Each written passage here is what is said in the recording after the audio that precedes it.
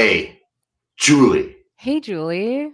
Welcome to Hey Julie, a podcast for casuals by casuals about Big Brother and Survivor. Danielle, good afternoon. Happy Good Saturday. afternoon. How are you? I'm well. I could say You're a little I bit down today, I'm I a feel little it. down in the dumps, a little bit, but I'll survive. Much like my ancestors of married mothers before me Yeah, who face adversity. a little bit of light has gone out in the world this week Yeah. as it relates to Big Brother. We're Yeah. we're we're in the end game now, and it's like, cool. I kind of only think one of these people is really going to be a deserving winner, and if they don't win, I don't even know. Like that's going to be the interesting thing with Big Brother as the season wraps up here in the next week and a half. Like how this season ends might reflect very poorly on what otherwise has been like kind of a fun season, and that's I don't know. That's how the little chess men fall, I guess, right? Listen, I just feel like I've been around the block enough times. I've been watching this show for enough seasons that like I don't take this personally. I think like and that's a very Oh, freeing. It's very freeing. I'm like, yeah, you know what? If Chelsea wins, great. She deserves it. Right now she seems like the front runner who deserves to win. If anyone else wins, whatever. Like this isn't going to yeah, bother me that badly. Like it's not like there's someone it's not like some seasons where there's like a clear favorite. There's a fan favorite who overcomes all this adversity, like a Taylor who like everyone is rooting for. And if they don't win, it feels like the season's a huge miss. I really don't feel that way about this season. This season, and especially where we are now, as of Saturday, the double eviction, the two people we lost, I'm sort of like, you know what? If Chelsea wins, great, she deserves it. If any of these other people win, it's no skin off my back. Is this going to be like top tier? Always remember every character season? I don't know. I don't know. It's hard to say. I'll remember Angela. wait. What about Kenny? Who Kenny? Who? Who? I'll remember Angela. I'll remember Jankie. Yeah, Jankie was honestly one of the best characters of the season, But it's like for I don't sure. know. We're in the slow period. The double was really make or break, and I think it kind of broke. It was a Yeah. kind of subdued double, shall we say? Yeah. Both folks who were nominated at the beginning of the night were the two who went home, and we're we're kind of in a place right now where there's kind of only like two people who win competitions Yeah. in this. I mean, that happens in a lot of years where it's like we kind of get to the end and nobody really. Well, I mean, Chemo did win the veto. That was Chemo honestly, I won was the like veto. surprised. Yeah. That I was surprised at that, was but like a must win for him. So, good for him. oh, absolutely, absolutely. But Chemo and Rubina are going to be riding that bench, riding that love seat till the end, Yeah. until the end for them. And I think Chelsea is probably going to be like actually a pretty. I think she's going to. If she wins, she'll have played a pretty complete and Well-rounded. masterful game. Yeah, but if 100%. anyone else wins, I'm like, it's gonna be like okay, like at It'll be least forgettable. Mackenzie, Chemo, and Rubino wins would be like, wow, they definitely hung on. Yeah. And it was like a survivor type win where you're like, man, you really truly hung on to the side of the ship for Yeah. 16 weeks, and all of a sudden we're truly the last person standing. Camwin would be truly Confounding. But so that it might make it a season to remember where everyone was like, everyone Cam won Big Brother. That might make it a season to remember. But I don't see that happening. I really don't see that happening. I don't. Someone on Big Brother Reddit or Twitter, I suppose, put like all the different final two combinations and what they would expect the vote to go down. And this person had calculated. I guess there's like 10 different final two scenarios at this point, and this person predicted that Chelsea would win 4 of them and that Cam would win 3 of them. Like Cam has the second highest chance of winning the game, which I don't believe. I suppose that's like if there's a Cam versus Chemo or a Cam versus Rubina scenario. Maybe that's two of them. But No. honestly, I kind of would vote for Rubina and Chemo. Yeah, absolutely. I would over vote for either of them. them. Yeah. Well, yeah. I mean, even the thing about Chelsea is I was thinking about her game this week and how she really played very well. And she was well-rounded in that, like, a lot of the times it's frustrating when a player is just like that much better than every other player and they sort of steamroll. But I was like, she has played from the bottom when Brooklyn went home.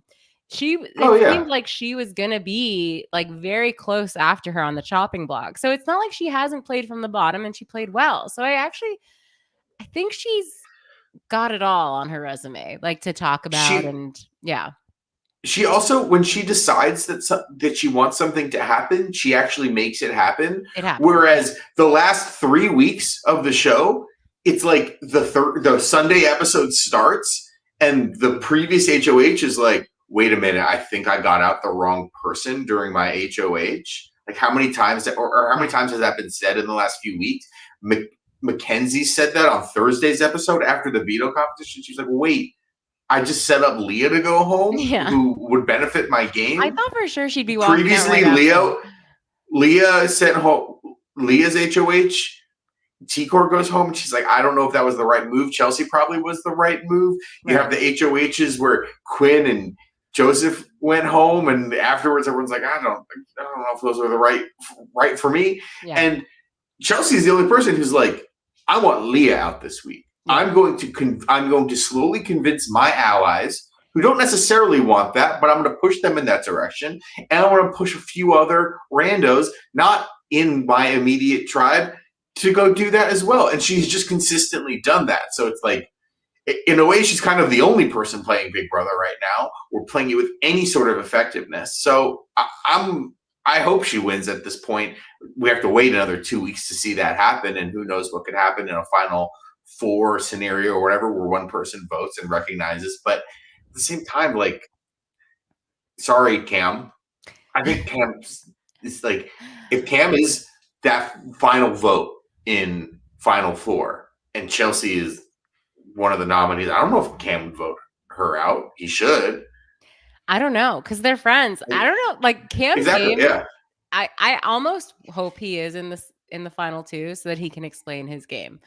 Because I think that'd be great. I'll be there with no notepad. All right. I'll have my popcorn. Yeah. I think that would actually provide some really great entertainment, some much needed entertainment during the final. Him and Cam this week on Sunday, we're watching the like stacking competition veto, and everyone's like got some quite like architecturally progressive, fascinating, things going on. And Cam's like, I got one lollipop on there. And he's like, putting like a round donut thing on there. It's just rolling off instantly, and it's like, man, good for you. And then we had the HOH this on Thursday during the double eviction, where it's a test, it's a quiz, and everyone's kind of doing it. Some people are doing better than others. Cam did okay, but Cam's like head is down. He's like not even looking. He looks like he was just handed like SATs in French. And he was just like, what? It's a nightmare. It's a nightmare. He's trying to wake up. It's like the dream. Yeah, it's like the dream. You're like, oh, I'm taking a test in school, but I'm naked, and my mom's a teacher. Like, what the fuck? Yeah. I thought that moment in Thursday's episode where we went to a tie break between Chelsea and Angela, as it was happening, I was like, I really need to enjoy this, because I think this is the last like edge of your seat moment this season gonna have. Like this is it. This is it. Like this is as exciting as it's going to be for the rest of the season, because Angela versus Chelsea, it's one of them is, well, I don't know. I think Angela would have nominated Chelsea, but like, Angela's going home if she doesn't win this HOH. Yeah. It goes to the tie break. We love a little math, prices right rules, tie break. And sadly, Angela didn't get it. It's kind of the same question every week, which is every year we have like a tiebreaker question. And the tiebreaker question is always generally how many minutes are in a week. Yeah. Future contestants. There are 10,080 minutes in a week. Well, I thought to myself, you can just do that. If one happened on Thursday night after the eviction, and then the ending event happened roughly Thursday night a week later after the eviction, just put 10K down. Put 10,001. I'm sure we've talked about this, but my mind immediately went to like, okay, 525,600 minutes in a year. So Yeah. how many are in a week? Yeah. That was my shortcut. I was like, okay, so if that's a year, how many are in a week? But Angela came pretty close. Unfortunately, she went over. Just put 1. If it's Price is Right rules, just put 1. Well, she did. No, well, both of them were. No, she was. Hold on. Angela put What did Chelsea put 15,000 down? and Chelsea put like 1,000. Oh, no. Angela put down like 1,000. Oh no, you're right. You're No, right. Chelsea put Angela 1,000. put 15,000, Yeah. and Chelsea put down 1,000. And it was so But if she put down 1, she would have lost though. She She would still have would've lost lost. to Chelsea, who also she was very much undershot the true freaking number. out. She was freaking out. It was very Angela. It was like Julie was like, we need an answer. We need an answer. Angela's right. And Angela's not even writing. She's just thinking. She's thinking. She's doing mental math. She's carrying the 1. She's not like Chelsea has written her answer. She's ready. Julie's, come on, Angela. We need an answer. We need an answer, ladies. I was like, what if Angela just doesn't write anything down and just shouts it out? Because it was taking what felt like so long for her to answer this question, to write this down. And there was sometimes too, like just in the question and answer part of that HOH, where it's like, Chemo, are you with us at all? Yeah, exactly. They just weren't answering. It was a good. I mean, up until that point, it was pretty exciting. Clear double eviction vibes. How did you feel about finally RIP Leah back to jury, off to jury with you? With me? No, with Leah. Oh, I'm with Leah. No, okay. Off to jury with Leah. Wait, who's on second base? Shut up. I don't know. Like, you've been hosting this podcast with me for the last 8 weeks. Mm-hmm. I was not very high on Leah's game. Like, everyone since her first interview preseason was like waiting to like Yas Queen this woman into stardom, icondom. And she kind of just, I didn't think she was very good at Big Brother. She, obviously, like, likable person. Everyone had a crush on her, basically. And her, stated strategy in week 0 of, I'm going to manipulate every man into like bringing me to the end, got her relatively far, except for she kind of continuously, except for like the big mistake of like continuously basically causing the dominoes to get out Joseph and Quinn in successive weeks, who were 2 people who were like obsessed with her, but wanted to work with her. And she kind of didn't really have anyone to work with. The person that she was working with most closely in the end was Angela, who was the least trustworthy person in the game. Not that Angela's malicious, but Angela is very inconsistent moment to moment, and like highly driven by her emotions and her like need for self-preservation and self-actualization, and like proclaiming that I'm not a bad person.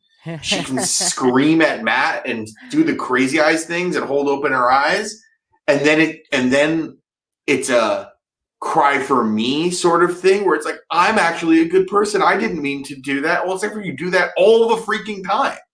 And who knows? So like, Angela's like the character of characters this year. She's the star of the season, but Leah kind of ultimately hitching her wagon to that. We saw how that went for everyone else. We saw how that went for Tucker. We saw how that went for who else? Like, who else attached themselves to Quinn? She and Quinn had Joseph too. Quinn and Angela had been kind of interweaving and coming in and out and working with each other throughout the entire game. Hitching your wagon to Angela, it was death. Yeah. It was like Tony Soprano. It's like Tony Soprano moved in next door to you, and you're like, oh fuck. Oh no, I don't want to. Were you surprised? I was like, ask for a favor from this guy. I was very taken aback when she was like, Chemo's my number 1. I was gonna take Chemo all the way to the end with me. I don't think that was. I think that was her saying that Chemo sucks at this game. Oh, okay. I think that was her. I mean, I think she like likes him as a person. Right. I think that was Angela read, not necessarily like a normal sane person's read, Right. but it was Angela's specific read of this is who I think I could beat the most in this game. Right. Obviously, none of these people have some of the context that we have.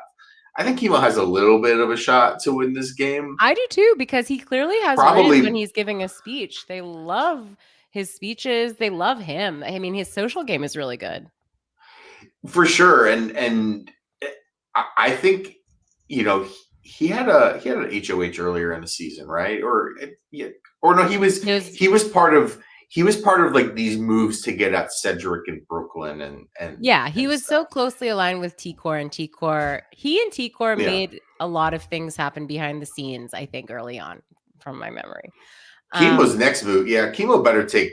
If Kimo gets to the end with like Cam, I think that's like a win for Kimo. Yeah. Even Rubina as well, like, or if he can get to the end with Rubina or Cam, like I think that's pretty good for Kimo. I would say Kimo probably has, in my mind, the third best shot to win this game. I would put Mackenzie and Chelsea ahead of him. Yeah. But I like Rubina a lot. I just don't. She kind of hasn't done anything at this point, unless she goes like on a massive like. I think she has a good story in that she did have that one win that she really needed, because she was going to go home in the Ainsley Arena. She had that one win in the arena, yeah. And then she has the narrative of like, I was in a showmance, I was a target because of my showmance, but somehow I survived after that. Like, she did do that. Yeah.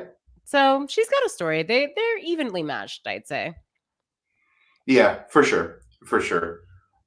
So, yeah, I mean, whatever. Goodbye to Leah. Like, goodbye, Leah. Do you think... Okay, here's the big question. This is the thing with Leah, is that she's out of the game. She made it pretty far. The one thing everyone's talking about is she going to hook up with that long-haired little prince in the house in Studio City? I hope so. Not the house, but the other house. Yeah. The jury house.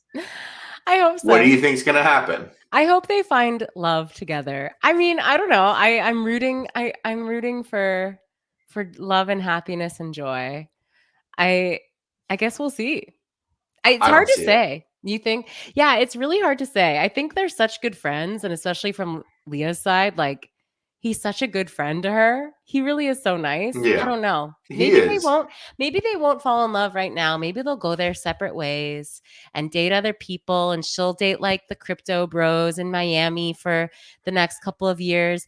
But then she'll hear the siren song of a long-haired... She doesn't want to move to like rural Oklahoma. No, she doesn't want to move and there. Work with like a nurse. No, she doesn't want to move or there. A nurse administrator, whatever he does. Maybe they can meet in the middle and live in St. Petersburg or whatever. I don't know. Where else in Florida? Somewhere else. Somewhere that's not Miami. But R.I.P. Florida. But she'll think of that guy who was always just nice to her and didn't try to tell her about the blockchain. You know, maybe. Leah's seemingly, like, just from everything we've learned about her, it seems like her perfect man, physically, emotionally, monetarily. I was going to say, we got to talk about the Penguin. I watched the Penguin. The Penguin. I was going to say, like, DJ Khaled. Oh. Like, just a rotund, tanned man with a lot of money and doesn't really say anything. It doesn't say anything particularly much of interest, but he's like, he just says like Miami name. A lot. He's like, Miami. Yeah, possibly. I think whatever the area code is for Miami, let's make it up. Let's say it's 713. 713. You know, my favorite place to be. Yeah. That might be.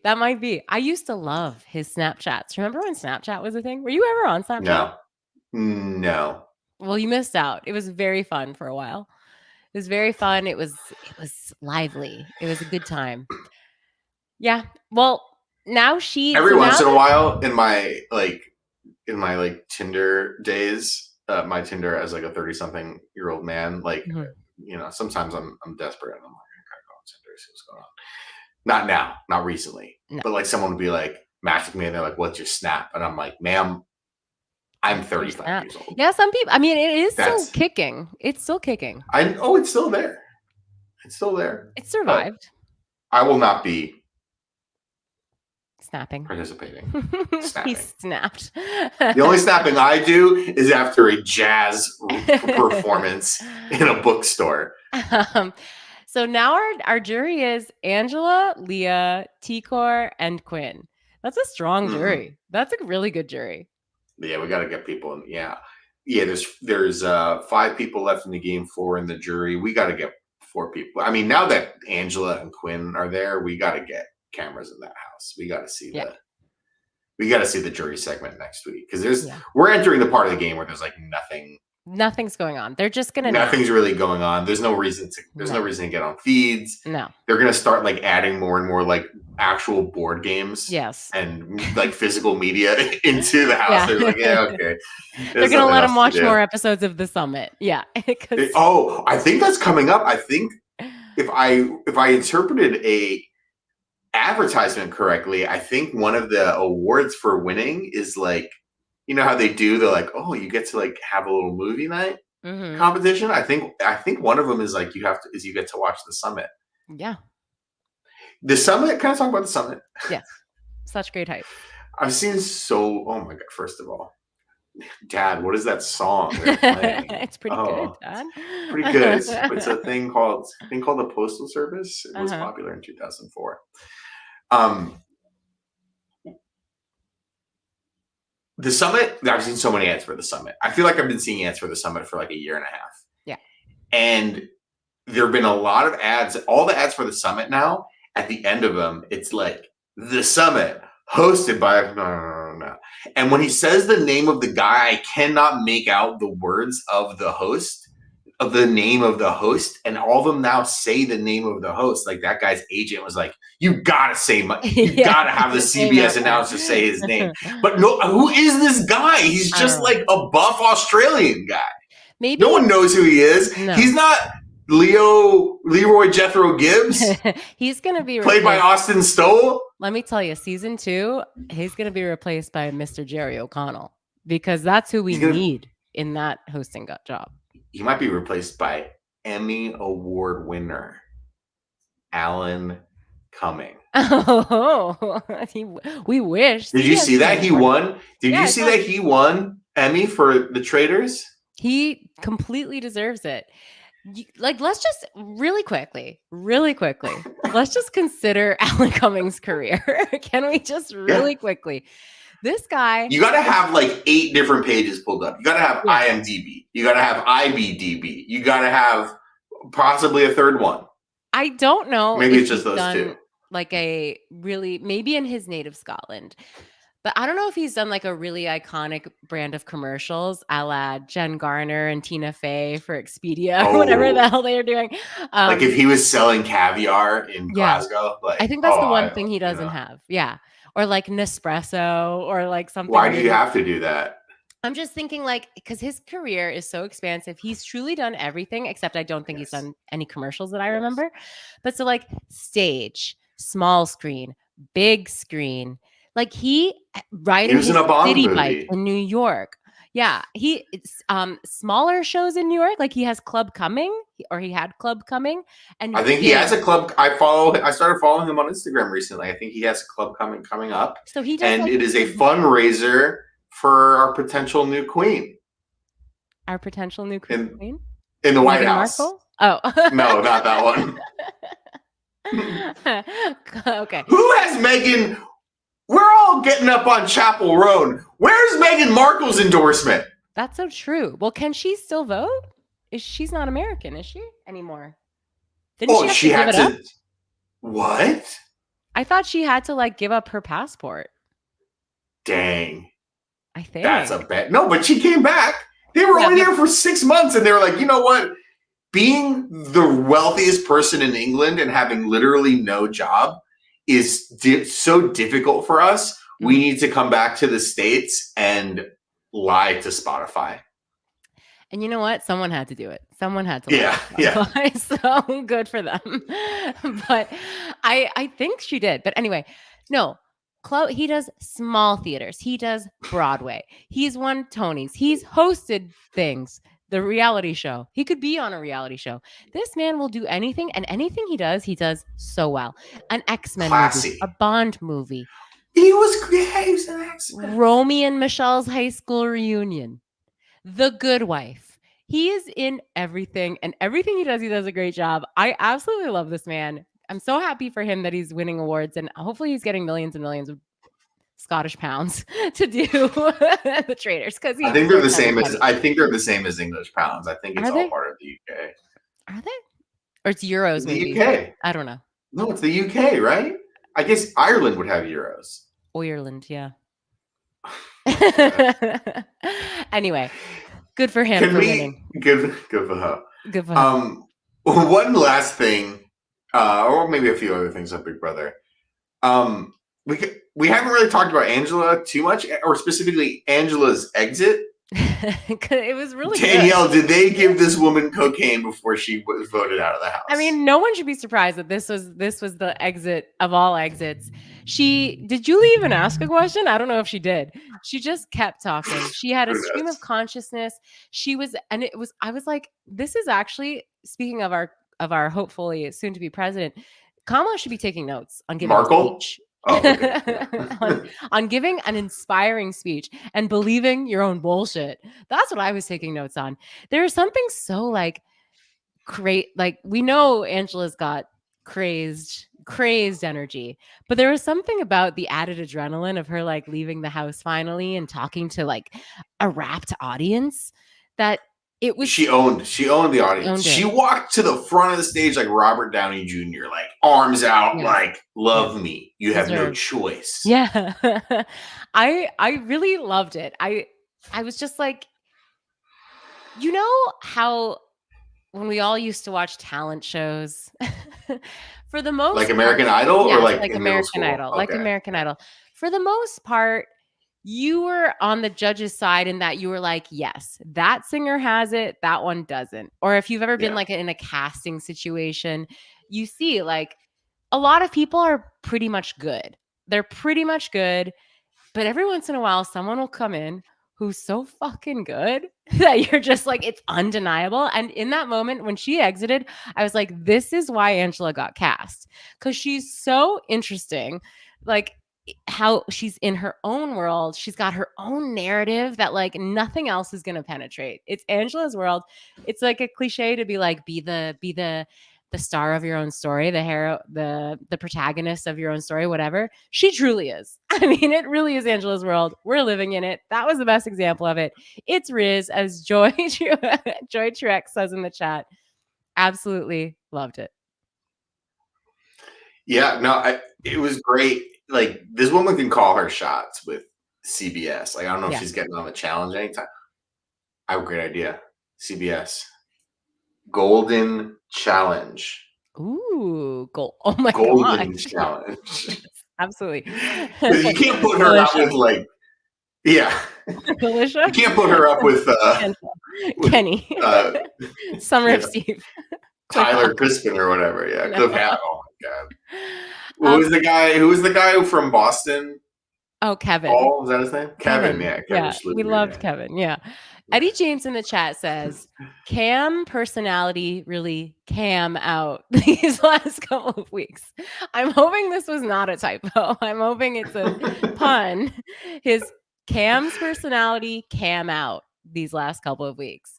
Did it? I mean, he definitely has been camming out. He's been cam. He definitely is one of the remaining people in the house. He's definitely still. And that's how the cameras and feel about it.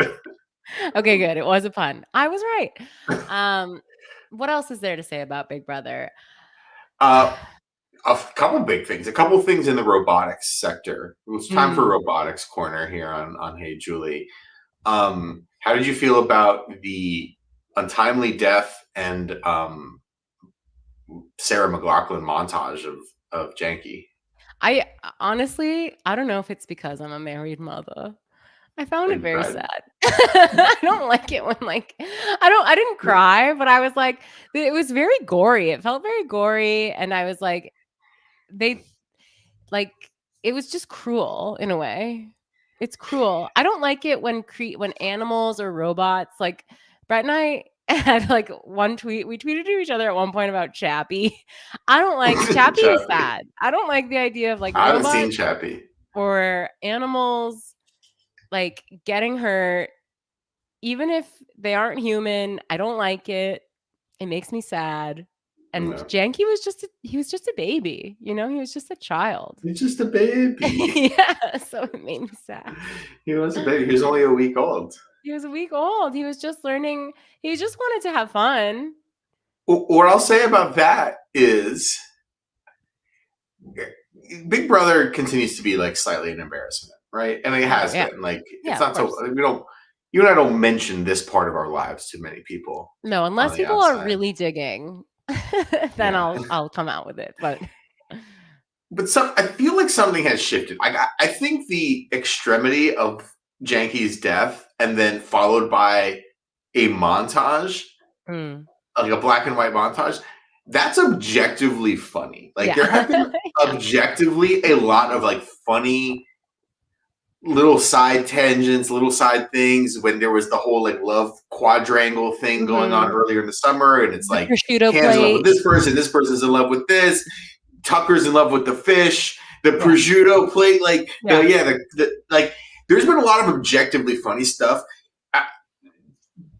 The last few years, the last 10 years on Big Brother, there's a lot of like stuff that's like, this is funny to like a grandma who like doesn't really know what funny is. Like this is in the key of funny, but it's not actually funny. There have been a lot of stuff that's actually funny this year.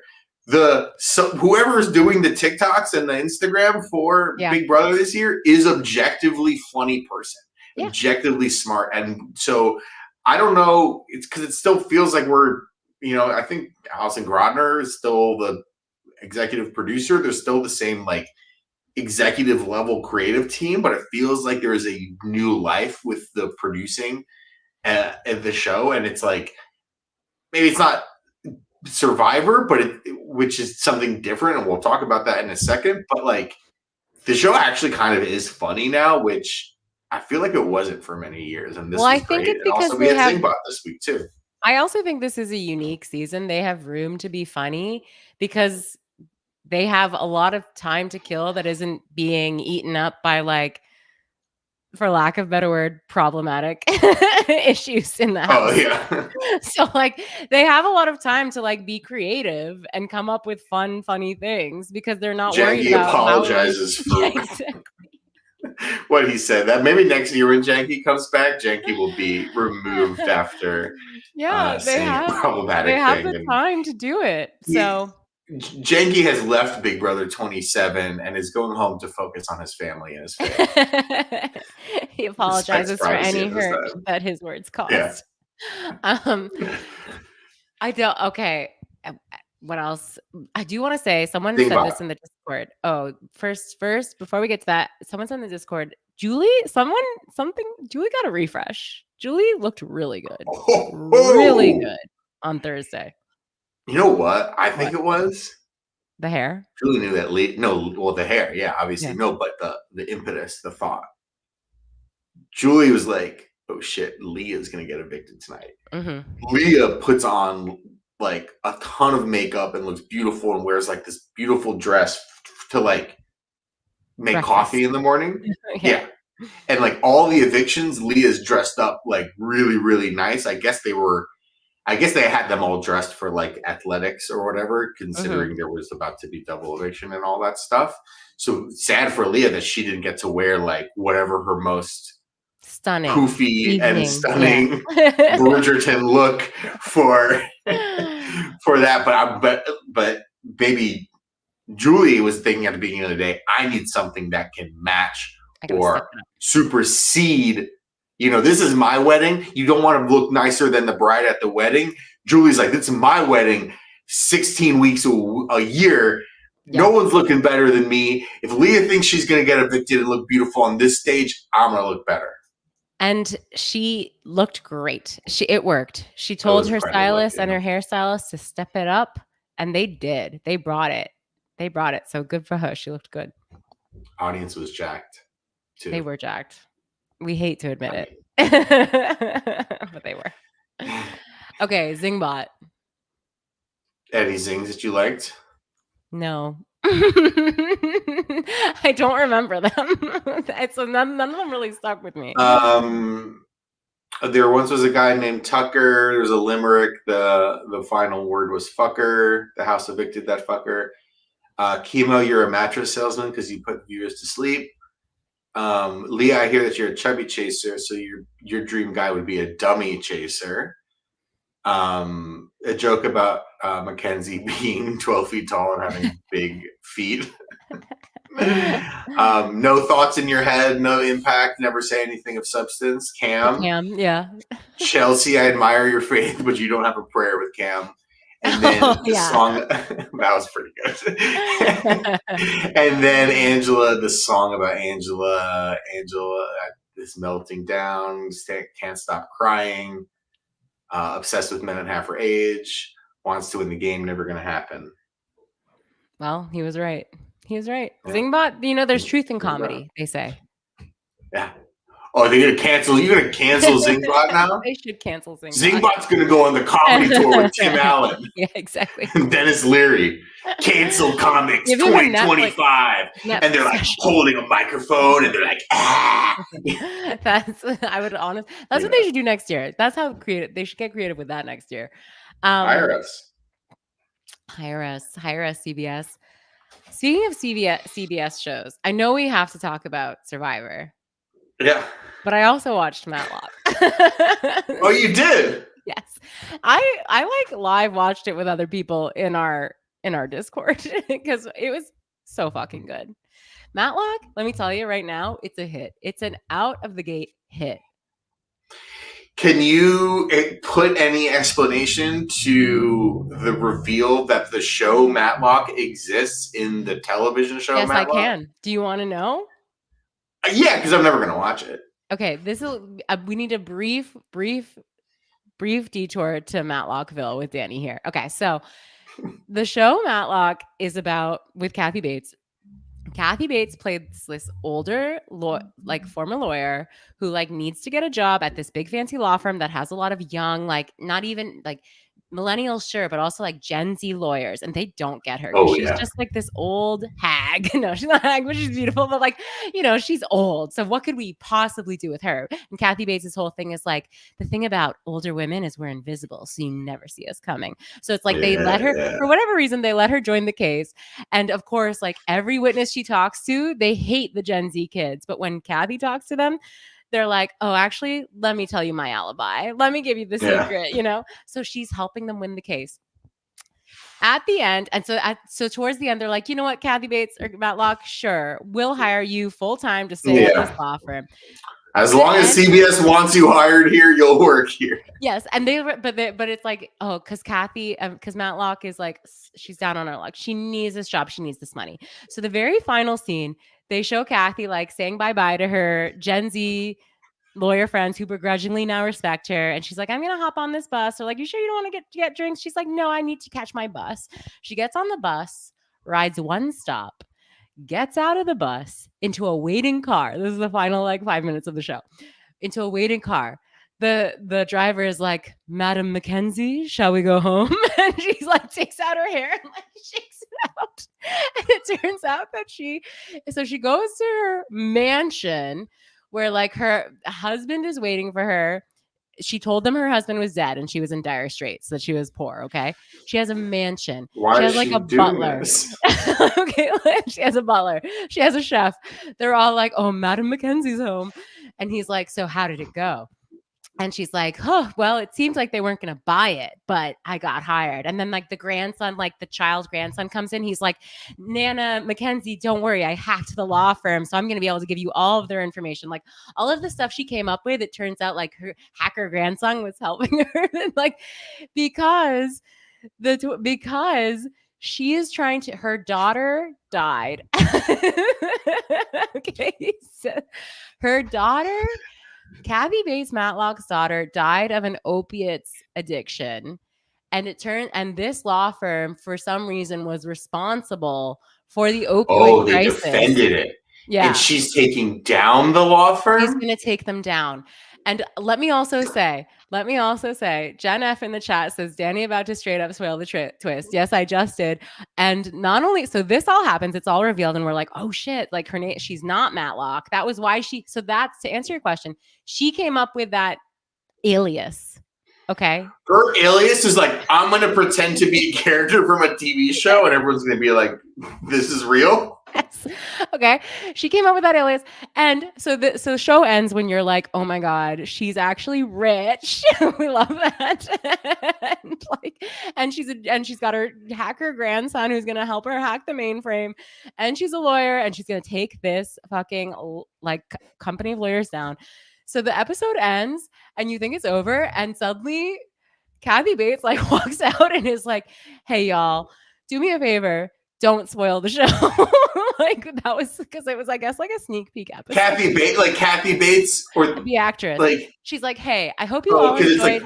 I hope you all enjoyed that sneak peek of Matlock. Do us a favor, don't spoil the show to anyone because it doesn't actually premiere for another month.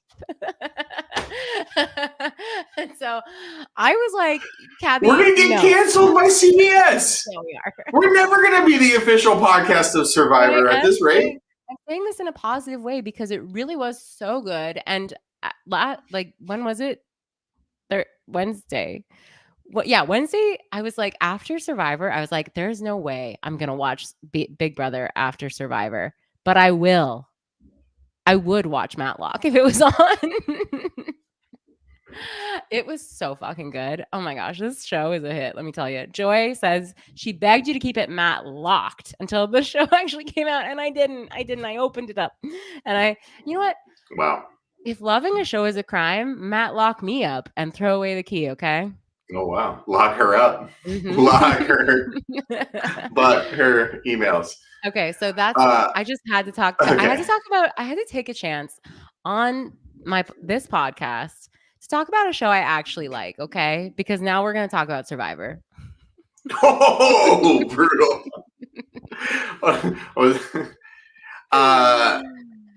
We can speed through this one. They're really setting up Rome to have the fall of Rome. This is my Roman Empire. Megalopolis, we will be seeing. I think there are characters on the red team, including my girl, Genevieve, who have not had a single diary room yet. It's been 2 weeks. I know one person now.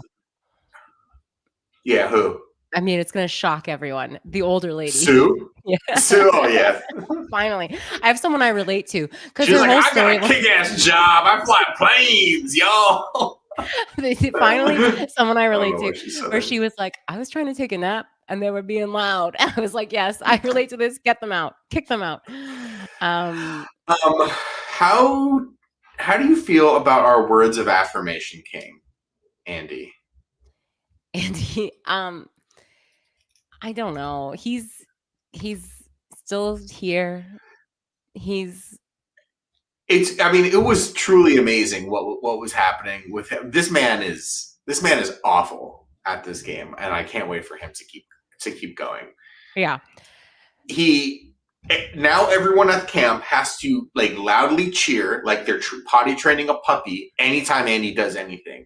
Wow, Andy, you cut the coconut. You poked the fire. Oh, good job. You got water from the well. He needs to be constantly babysat. Sam, the sports reporter, I would resent that if I was there. / musical theater actor. I would resent it too. Has to babysit him. The 1 minute Sam goes to the bathroom, Andy walks away, finds the beware advantage, and is so racked with anxiety. Men would rather go on Survivor than go to therapy. That he leaves the beware advantage only for everyone else to find it while he was gone. This man. I'm glad you bring this up because this is my issue. So I watched Big Brother. I watched Survivor. I watched all 90 minutes of Survivor. I tried to put my phone down and pay attention, as I have to do with Survivor because there's just so much going on every time. And I really want to try to pay attention. And it's still early days. It's only the second episode. So I still have to learn everyone's names and stories and stuff. So I watched it. I tried to pay attention. Before we recorded this podcast, I had 20 minutes. So I was like, oh my God, I need to go read a recap of Survivor because I truly did not retain any information. I found a recap, and this entire fucking recap was about advantages. It was like this person found this one. This guy was looking for this one. He lost this advantage. And then there was this advantage. I can't keep all of this straight. I would rather learn about Sue getting her pilot license. I cannot keep all of this stuff straight. It's not interesting to me. It is like so dull to think about who's going to find something hidden in the forest or in the jungle. I'm sorry, it is. And does Sue play Microsoft Flight Simulator? That's a question that I have. That's a question we would love to have answered. Yeah, you're right. What was ultimately very interesting about the advantages too is that in addition to all the confusion about who has them, who doesn't have them, each one of them is literally a Russian nesting doll of more and more powerful advantages. Yeah. So the 3 advantages are found. The one person who I believe actually got his advantage to be a full-fledged true immunity idol was Gabe. The other 2, the red tribe and the yellow tribe, they only took the single-use advantage. Whoever took them, I can't remember. Gabe was the only one who had a real one, and Gabe used his real one on the first tribal when he didn't get any votes cast against him. But maybe he saw So far, the gameplay has been a little bit iffy. Maybe he saw last season. Last season was the season of everyone going home with the idol in their pocket, right? So yeah, exactly. Yeah, you're right. Yeah. Yeah, it's Rome and Sam have the other immunity idols, but I think those are single-use idols at this point. I liked when the girl tried to steal the rice. I was gonna say, I want to talk about that. Yeah, this is Survivor. Mm-hmm. This is hack and steal and claw. Yeah, make survive. Your own little advantage. I think that should be fair game. That should be fair game. I was disappointed. They should have given her kudos. What I think they should have done is like Jeff knew, like, give it to us in a flashback, and he can call her out next week. And because then it's like she's brought it home, she's revealed it to everyone, they eat it, she's a hero. And then the next week, Jeff can go, I knew you did that. How did that rice taste? No one's ever stolen rice on Survivor before. And then it's like opens everyone's minds to what you could do. The next immunity challenge, they're on a 30-second delay from starting it. The other 2 teams get to start the obstacle course. Something more fun than just giving it back. Yeah. You know what? You don't want people taking rice? Stop making competitions out of rice. Yeah. So I love that. I liked her gumption. Sneaky. Yeah. Oh yeah. I forget her name, but she was great. Rachel. I liked what she did. Yeah, Rachel. Good job, Rachel. Miss Rachel. I would love to hear your thoughts about the penguin. I absolutely. Speaking of shows that we didn't like. Ooh. Colin Farrell is a very good actor. A very good actor considering how much prosthetics he's wearing. This man's incredible. Was the show well made? Sure. Good production values. We're done with Survivor, I guess. Yeah, I have nothing else to say about Survivor. Sure. I'm glad that Sue got her way. I can say that. Yeah. That Sue got her revenge. I watched The Penguin. Colin Farrell's very good. The production's good. Like, I liked the Batman movie, the Batman. The Batman. And yeah, it just wasn't very good or engaging. And as with a lot of like streaming television now, like people just don't make TV shows anymore. And it's like, you just made a 4-hour movie, you didn't make a TV show. And I think that's generally like why so many people are failing to connect with so many of these TV shows. And that's why Matlock was good. That's what Matlock, here's the thing, I haven't watched Matlock, but Matlock has like characters. Here's what I think. The last few weeks, they've just been playing The Sopranos nonstop on HBO. Yeah. Which honestly, HBO should just release a channel that just plays like. Yeah, it should be like MTV and Awesomeness. Just keep playing The Sopranos. No, yeah. Well, it's like, okay, well, there's HBO West, HBO Signature, HBO whatever, HBO Kids. Yeah. Like, create a new one that's just like were playing The Sopranos on it 24/7 and like just run old episodes of your own shows. Like more people will watch that than watch like Blue Beetle when it's on HBO regular. And here's the thing with all those shows. What do they have? It's USA, baby. Characters welcome. They have characters. I'm watching Sopranos and there's Tony, there's Silvio, there's Paulie, there's Carmela, there's everybody, there's Uncle Junior, there's Artie Bucco, there's Dr. Melfi. Every show there's Mad Men, there's Don Draper, there's Peggy, there's Stan. You know, there's everybody. Every show is about characters, and that's what people like about television shows. Yeah. It's like they're friends, their family. The show's cast becomes their friends, becomes their family, and they get to watch them in different situations and different pairings each week. And this was like the first half hour of the show was him like driving around with like some guy who we don't know, some kid. And he's like, let me tell you how it is in real life, kid. You gotta, if you don't want to be the penguin, you better not be the penguin food. Like, it was bad. It was bad. It was very forced. It was poorly written. Very weird. It was poorly written. You know, some of the stuff towards the end, you know, it's all right. I don't know. Like, I want to watch a show with like characters and plot and seeing those things interact, and I just don't want to watch an acting showcase for one person, which this is, and Colin Farrell's very, very good in it.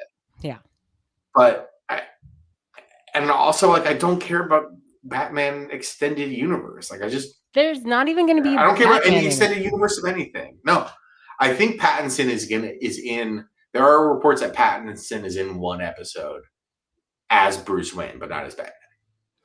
I asked this to my husband because he watched it twice in the one weekend. He loved it. And I was like, let me ask you this.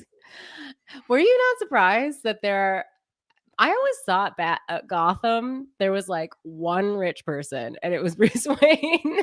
In this show, it's like there's a lot of rich people. I just find that very like not canon. Danielle, you have established to have weird opinions of Gotham City. And it's usually just the cast of characters. The richest guy. There's only one rich guy. The penguin's an actual penguin. Usually, well, that was my interpretation. No, there's other rich people, like all the rich people who go to Bruce Wayne's parties and stuff. I figured he like flew them in from New York. I didn't think they were in Gotham. Well, no, Gotham is New York. No, it's not. It's Gotham. Gotham is New York. No, Gotham is New York. Metropolis is Chicago. Marvel takes place. Marvel Comics, Spider-Man, Iron Man, Avengers. Those take place in the real world. Yeah. The city of New York, and all the regular cities and the U.S. government exists in Marvel Comics. Yeah. In DC Comics, though, the cities are all different. They all have different names. It's all made up. Gotham is New York. Metropolis, where Superman lives, is Chicago. Why would you make it Chicago when New York exists? Because it's a big building. It's got big buildings there. Okay, no. Gotham is Except for in Batman versus Superman Dawn of Justice, where they fight each other. For some reason, these cities, like you can see them from the other one. You can just like look in the distance and see the other one. They're like Minneapolis and St. Paul. They're made up. Yeah. They made them up. It's Gotham. They have their own like Gotham accent. I said this to you. They have a very strong Gotham the New York accent. It's not New York. It's different. It's a different accent. Oh my God. Anyway, I also watched another show that I already know what your reaction. One day we'll both watch a show at the same time. Well, I guess but you're gonna watch the show, then I'm probably not gonna watch it. Sorry, continue. I already know you're gonna have like a visceral reaction. I've had a visceral reaction to so much today. I had that reaction too when it was suggested to me that we watch this show last night. Have you heard of English Teacher? Yes, by my favorite character actor, Brian Jordan Alvarez. What else is he in? He has the funniest TikTok profile like I've ever seen. Okay. I'm not sure if I've seen it. I literally know this guy from social media because he does these characters on his TikTok that are so unbelievably funny, and I just can't like. I tried watching the show. I kind of was like in a weird mood, and I was tired, and I fallen asleep halfway through.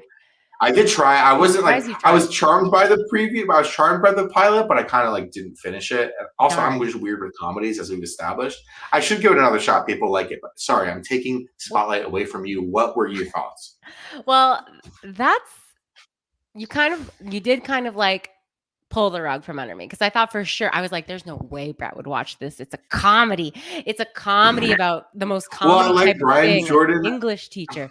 A school. I like the actor in it. I follow him on social media because he does these funny characters. I think you should give it another try, because I think I should absolutely loved it. I thought it was so good.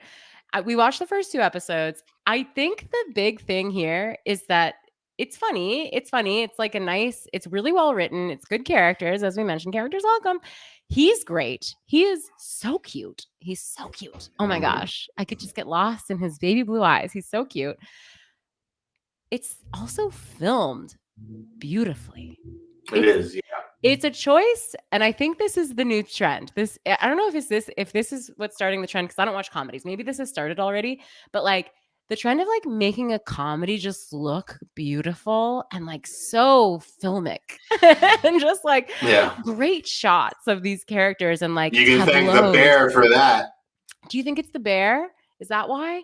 It's the bear is in a line of like, honestly, starting with like, Louis, where like there was a lot of starting in the mid 2000s and Louis had this Woody Allen point of view on like New York and filming things where things felt more like a short film rather than like, hey, we're in the Cheers bar and these are where the 4 cameras are. But even like Parks and Rec, like that style, like the handheld like docu-series. Yeah, it's very that's very like verite doc. Yeah, well, docu-series is different because it's supposed to be like look very naturalistic, and also like they're in sets and stuff. Like they're in sets, and they didn't actually film it at like an administrative building in Indiana. They filmed it in a studio in LA. There's so much about it that I love. Well and evenly lit.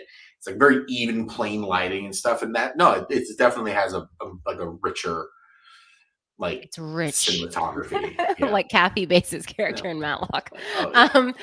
I just loved it. So you know what? Listen, if people are looking, Miss Madeline. Is that her name? I forget her last. Mackenzie. I don't know. Something fancy sounding. Miss Renfrew. I don't know. Something very fancy. I just loved it. I give it 2 thumbs up. I'll check it out eventually. Okay. Did you watch anything else this week? No. Okay. There's 3 episodes of Big Brother a week.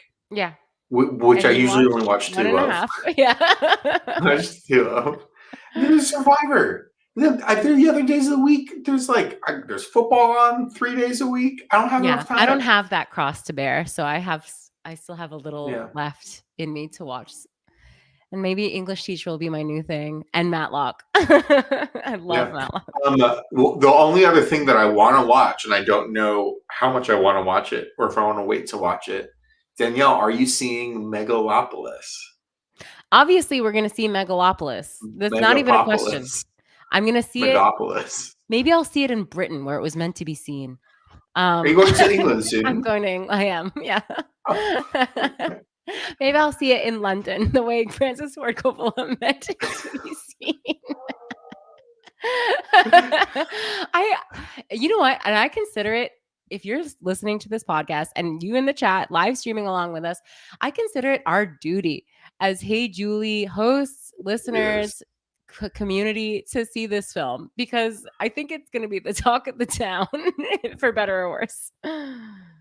I saw an online headline on the internet, and it said like, here's how to find which screenings of Megalopolis have a person come out and talk to the screen. Great. Need that. I need it. I need it. I wish I was that person. Why didn't I get cast? This movie looks off. This movie looks god awful. And I don't Maybe believe it's anyone good. who says it's good. Maybe it's But good. it looks so bad that it's funny and I need to see, and I kind of need to see it. That being said, I have precious time. I have precious funds. Do I want to spend $17 to go see this fucking stupid movie? I'm going to spend 27 pounds, British pounds, to see this movie in theaters. Yeah. I will see it. Absolutely. When are you going to England? Are we podcasting anymore? No, it won't be. No. It won't interfere with our podcast. The timing. Okay, I timed good. it so that it wouldn't. Oh, great! Thank you. Good. I have It's my crazy. priorities Just straight. I don't get any sort of like alerts as to your travel plans. Alert. Yeah. Guys. Like, you know. Yeah. Like, I should just get an email. Like, Danielle has bought it. Whenever you buy airline tickets, I should get some sort of automatic notification. Well, that's something for the tech gods to work on. Guys, thank you so much for listening, for sending in your questions and comments, for being here through this challenging time for me. Could you tell that I'm having a challenging time? We do have a question. We do have a first time question from the fun CPA. This isn't a boring CPA. Yeah. This isn't a dramatic CPA. This is a fun CPA. Yeah. If you want your taxes done in a fun way, hit up the fun CPA. So this is the fun CPA. First off, love the pod. First time question asker. If we safely assume that the new trio are the final three, do you think Chelsea and MJ actually create a final two and take each other to the final? Or do you think both of them keep carrying their dog to the crib, Cam to the final two? I think the dog to the crib. I think MJ would take Chelsea. Chelsea would not take MJ. Yeah, I mean, that's why I think Chelsea's playing so well right now is I feel like she has about 8 final twos in there, and like they all seem legitimate.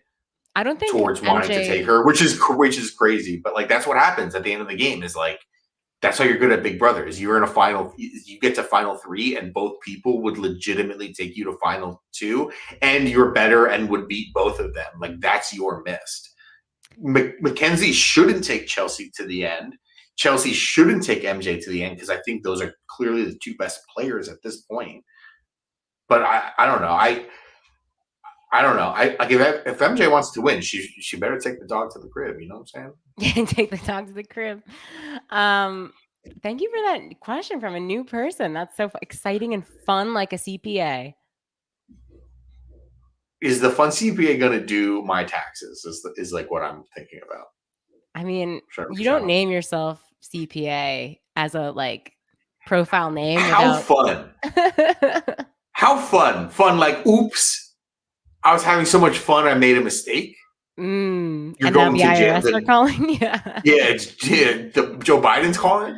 Oh, or fun like we're just having a good time, and I'm doing a good job on your taxes. Answer us that question in the Discord. Yeah. Join our Discord if you haven't yet, and send in your questions and comments. We were having a good chat. We had a good like live watching Matlock session. Oh my god, that was lit. I will say the YouTube chat was lit when it came to the Matlock discussion. So thank you all so much, and we'll see you next week. Bye, Jeff and Julie. Yeah, bye, Jeff and Julie, and bye, Miss Matlock. Miss Matlock.